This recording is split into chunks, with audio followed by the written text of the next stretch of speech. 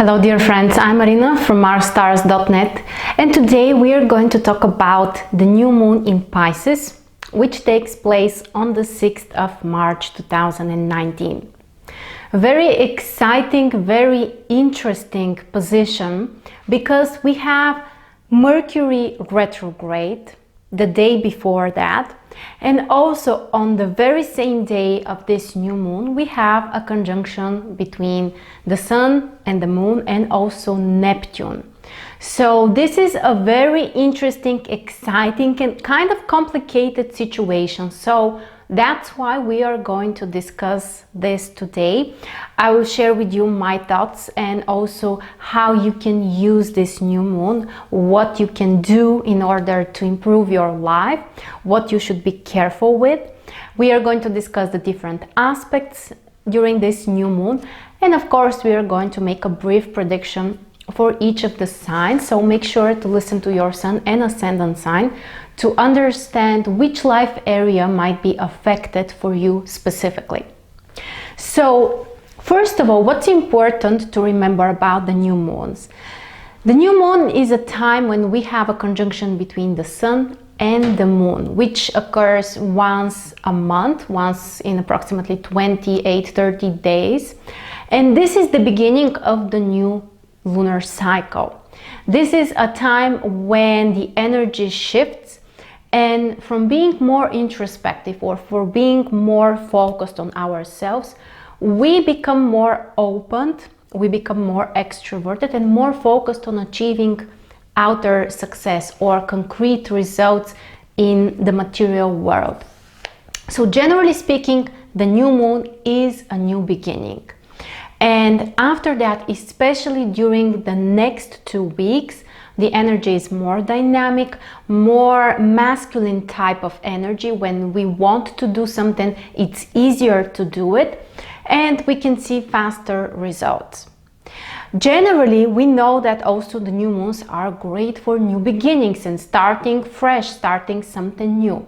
However, in this case, we shouldn't forget Mercury will be retrograde. Basically, Mercury turns retrograde the day before the new moon, so on the 5th of March, and will be retrograde until the 28th. So Mercury retrograde changes the overall interpretation, which means that this next 1 month is not the best time for starting something brand new, but of course we can restart things. And we may use this period more for inner work, to develop ourselves, to get a deeper understanding about our needs, our emotions, our beliefs, and generally to find more peace within ourselves. These are all key themes related to Pisces, the sign where we have this new moon. So that's why it's a great time actually to focus on spirituality, on understanding yourself better and finding the harmony within you. It's not necessarily a time for, doing something new, but on the other hand, you may look into the past and maybe realize what you need to let go of, what you need to improve in your life. And of course, it's very interesting and important that Mercury will be retrograde in the same sign where the new moon is. Basically, both of these astrological events trigger the sign Pisces. So we are going to discuss in a little bit how it affects each of the other signs.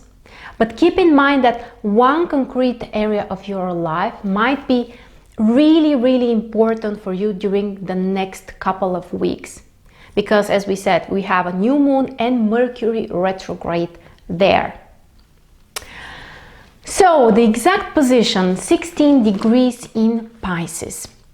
Make sure to check where exactly in your chart you have this degree, because it will show you where in your life you may expect something important to happen, or you may get this deeper understanding, or you might be more introspective.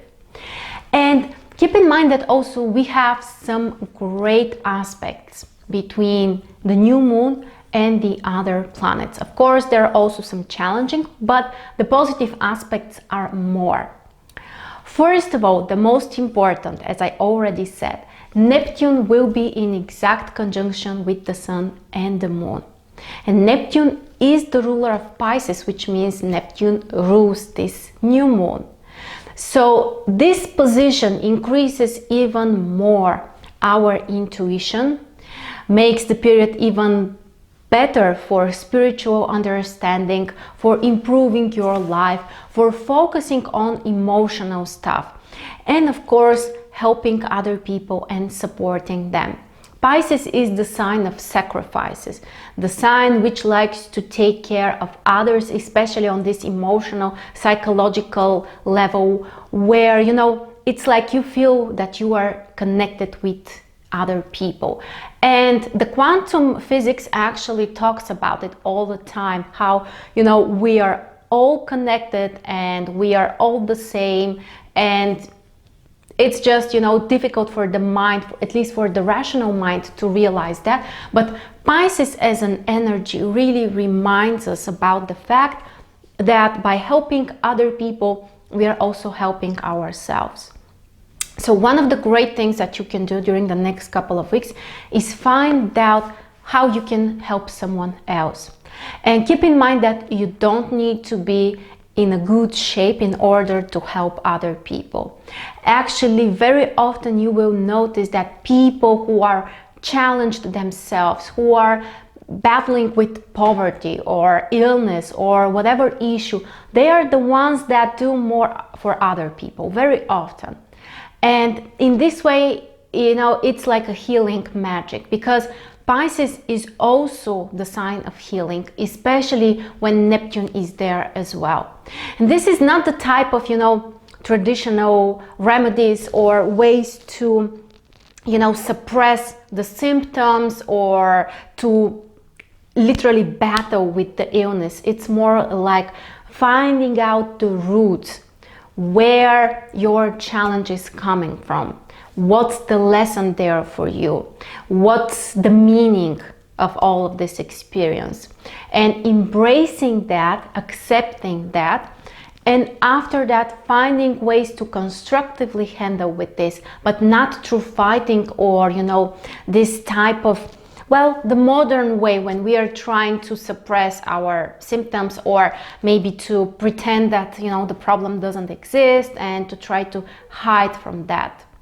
Pisces new moon, the Pisces energy with Neptune there, can really bring us this healing, especially of our soul, especially of, you know, things are not necessarily related to something concrete which you can describe. It's more like, you know, how you feel on the inside. So very spiritual, very soft combination, and great time also for creativity. Neptune is basically, this is another thing that Neptune is related to, creativity and inspiration. And again, here the process really is related to this connection with a higher power than us. You don't have to be religious, you don't have to, you know, have something concrete that you believe in, but if you are open to receive this gift of the inspiration, then you may achieve great things.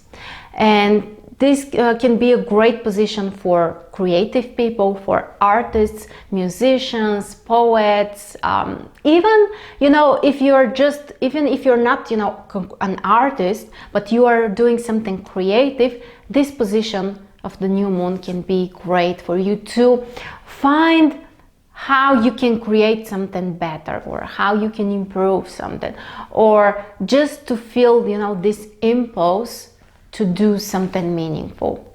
So this is the most important aspect, Neptune in conjunction with the Sun and the Moon.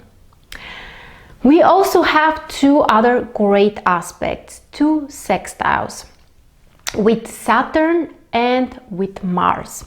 So basically Saturn is in Capricorn, the sign of its rulership, so very powerful position for Saturn. And this allows us to materialize this inspiration and to find a way to apply that into the material reality. So it's not just about, fantasies and just imagining something, but we also find ways to turn this into something concrete. Saturn may also help us in this situation to be more logical, to be more practical, to be more organized and structured and responsible. All of these things will really support us to achieve what we want or to improve our lives in general. And on the other hand, Mars, which also makes sextile with the Sun and the Moon, can help us to take action, to do something. Again, I remind you that it's not about starting something brand new, but it doesn't mean that we should stay passive and just wait for Mercury to go direct again. It's usually not working very well if we try to do that. We can still take some action. Of course, we need to be prepared, that we need to be patient, that we need to be hardworking. And with Mars in Taurus, basically, that's the position of Mars for basically the whole month until the end of March. It's time to put our efforts into something concrete, something visible, something practical. So this beautiful combination, imagine it as a small triangle. The apex or the focus point of this triangle is the new moon. We have the Sun, the Moon, and Neptune there. And on the two other sides, we have Mars and Saturn. And it literally looks like a triangle. In astrology, we call that a bisextile. This is a great aspect configuration, which can bring you even more creativity or can allow you to express your talents or to improve your skills. This is not one of those configurations like the Tau square, for example, when you are extremely powerful and motivated and you overcome things. It's not the energy that we get this time. It's more a softer aspect configuration, which aligns very well actually with the overall energy of this new moon in Pisces. So we need to find this inner peace first. We need to be relaxed. We need to be aligned with our inner selves, with our higher selves, with, the universe, if you will. And after that, we will find the right direction for us. And as we said, Mars and Saturn really, really help us in this situation. The challenges of this new moon. So let's talk about this side as well, because it's not only about, things being great. Of course, there are some things that we need to overcome. In this case, the major challenging aspect that we have is with Jupiter. There is a square between Jupiter and the new moon. This is not a really challenging or extremely difficult aspect because Jupiter is a positive planet.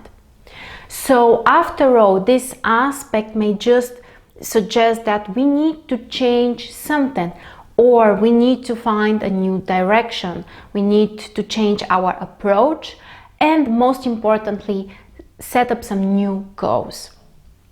Or at least, to go back and find out your own truth. Are you happy with your own goals? Do you need to change something? Or are you taking action on those goals? And Jupiter is also very strong. Jupiter is in Sagittarius, and let me remind you that also Jupiter is the oath ruler of Pisces. So we have basically a very powerful Sagittarius-Jupiter combination, which increases the strength of Jupiter and Neptune at the same time. So this aspect may also represent some kind of frustration, which eventually motivates you to take more action. This is one of the best sides of, those challenging aspects, the squares. And also, we might be extremely sensitive when it comes to how other people appreciate us or what's the response that we get from other people. How much are we respected from others? All of these are kind of, painful topics when we have challenging aspects with Jupiter. And generally the sensitivity is really high because of this strong water energy, the Pisces energy. So make sure to be careful how you treat other people, how you treat yourself as well, because you know Jupiter can make people well, more painfully react to all of those things. And we have one more challenging aspect between Uranus and the new moon.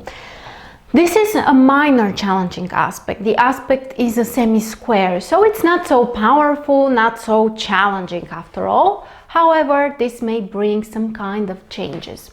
We may feel a stronger desire to do something different, or there might be also some element of surprise, something unexpected might appear. There might be also some stress related to that as well.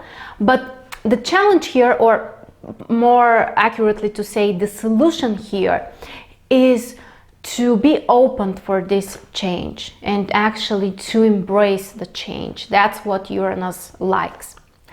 And the last aspect that we have is a nonagon with Venus. This is one of those more specific aspects. Maybe some of you haven't heard about those aspects. That's completely okay. The nonagon is a 40-degree aspect. It's also called a karmic aspect. And what's interesting about the nonagon is that it can bring some sudden situations, which can be stressful, which can be kind of unexpected, and the influence is very short. So it's not an aspect which, you know, keeps you active or triggers you for a long time, like the square, for example, or the opposition especially. The nonagon is a sudden, short-lasting aspect which can bring some kind of challenges or frustration. Now, in this case, we're talking about Venus. So Venus itself is not a malefic planet, so we don't expect, you know, something really stressful. However, this combination can make us even more sensitive. We may take everything too personally, like, you know, whatever happens, it's all a response to what we are doing and, you know, how people appreciate us, without realizing that in many cases, actually, people are motivated by themselves and they do something for their own reasons, not necessarily because we have done something else. So the lesson here is to try to be a little bit more objective and not to take everything so personally, but more like, you know, to look things from the outside as an observer more. Which, you know, is kind of a challenge for this strong Pisces energy because it blurs things, it can bring some kind of confusions, or, you know, we may feel like we are more in a foggy situation, we are not so aware of what's happening. But keep in mind that feeling confused is not necessarily something bad. These are the times when you can make the biggest changes. So accept things from, you know, a more wiser position, and remember that everything is for a good. So that's the overall analysis of this new moon. Now let me share a couple of words for each of the signs and which life area is triggered in your case. Again, I would like to remind you that the new moon is in the same sign where Mercury will be retrograde during the next couple of weeks. So that's why we need to, you know, blur or merge this interpretation and of course to keep it in mind. So first of all, for let's say that it will be really beneficial for the water signs, for Scorpio, Cancer, and also for Pisces. This is an extremely positive new moon, and you know, it can open up new doors for you, a new understanding and a deeper understanding. So this will be the most supported signs. Now let's start with Aries, the first sign of the zodiac. For Aries, the new moon will fall in 12th house. So It really activates some kind of deep emotional processes, probably related to your past. Some memories might be reawakened, or you may realize something important about your past. It's a great time actually to pay close attention to your feelings, to your emotions, to take some time for relaxation, to slow things down, which we know that can be a challenge for people with strong Aries energy. But it's also important for you guys, because if you are not letting yourself to, recharge, eventually you will burn out. That's just, how things happen. So this is one of the best periods during the year, generally speaking, for you to slow down, to listen more to your intuition, to your heart, and just to recharge. For Taurus, the new moon will fall in their 11th house. So this is a time to focus more on your ideals, what's truly important, like some kind of ideology or something which you truly believe in. Also, your social circle, your community, your friends, the people who are around you. All of those topics can be very important for you guys during the next 1 month. For Gemini, the new moon will fall in 10th house, a key position, one of the most important houses in the horoscope. Time to pay close attention to your social achievements, your career, what you are doing for others, what you are doing for your reputation, and of course, time to listen more to your intuition when it comes to decisions related to those life areas. For Cancer, this new moon will fall in 9th house, a very, very spiritual position. Neptune and Pisces, basically, as an energy, is very, very spiritual. And 9th house is also related to our belief system, to our goals, to our deeper knowledge. So great time actually to focus on goals, on making some kind of reassessment in terms of this area of your life, and also getting a deeper understanding through reading, through some kind of education, or maybe spending time with people who are more spiritual. But this life area can be very, very important for you guys. For Leo, the new moon falls in 8th house, so it can trigger some very deep emotional processes. Again, this could be a more challenging position because 8th house is just more challenging house. And at the same time, it may allow you to connect even deeper to yourself.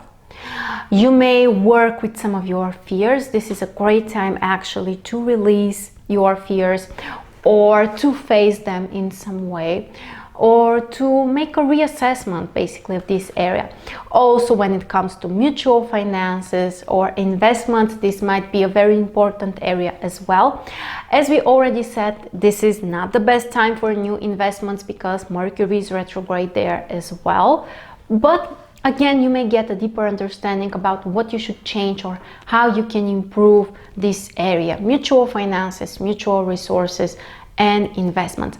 And let me remind you also that 8th house is the house of the secret things, the house related to the occult knowledge.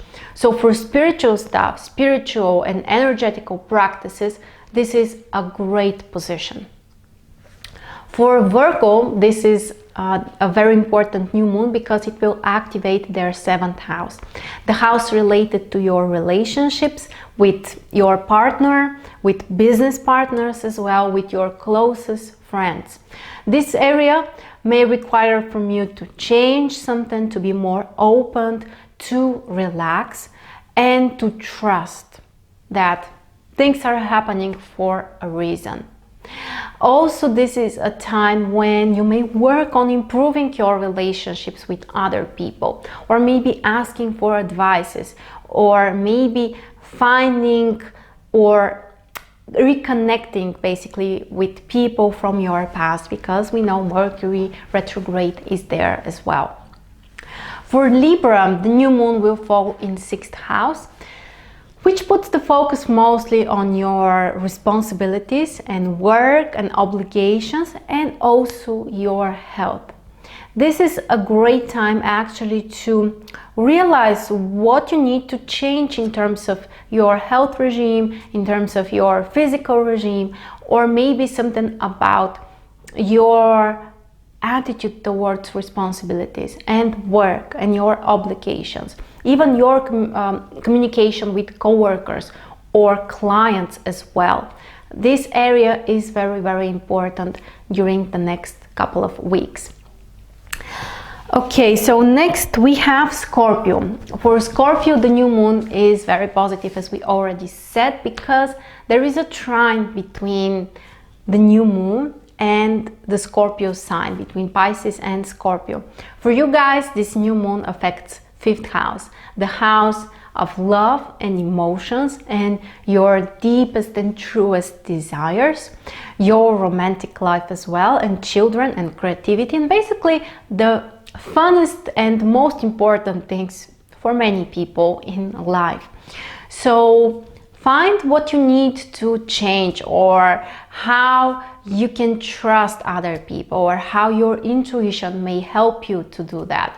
This is a great time to take care of your children. This is a great time also for more inspiration when it comes to creativity or creating something on your own. It doesn't need to be art. You can work in the business area and still be creative. So it really allows you to be guided in some way. This new moon allows you to feel guided towards what you want to create, no matter if this is a business project or an art project, or even just something which you are doing for yourself and for entertainment. It's just supportive time to enjoy life, to feel connected to life itself. For Sagittarius, the new moon is also important. It falls in 4th house, one of the cardinal houses in the chart. Time to focus on your personal life, your home, your family members, and generally the place where you're living and the environment around you. This is a great time also to spend more time on your own, to connect with your family members or close people around you on a deeper emotional level, to be more empathic, to be more compassionate with your family and the people that you truly love. And also time for relaxation, time to slow things down and listen to your inner child as well. So yeah, mostly emotional and personal stuff. For Capricorn, this new moon will fall in your 3rd house. So time to focus on ideas, on some tasks that you can plan, and also topics like education and information and traveling might be very, very important. Again, I remind you that Mercury is retrograde there as well. So traveling might be kind of a, more complicated area, meaning that you need to make sure everything is okay with your documents and with the schedule and so on. But even though in this case, we may still achieve something and we may have some ideas which are probably not brand new, but maybe an idea from the past that you have had, or a project that you have worked on during the past. It didn't work out, or it was not the right time, or you were too overwhelmed. Now you may restart this project. And again, the right approach is through your intuition, to relaxing more. It's not about fighting with the outer world. It's not about, using this masculine modern world energy. It's more about listening to our heart and our intuition.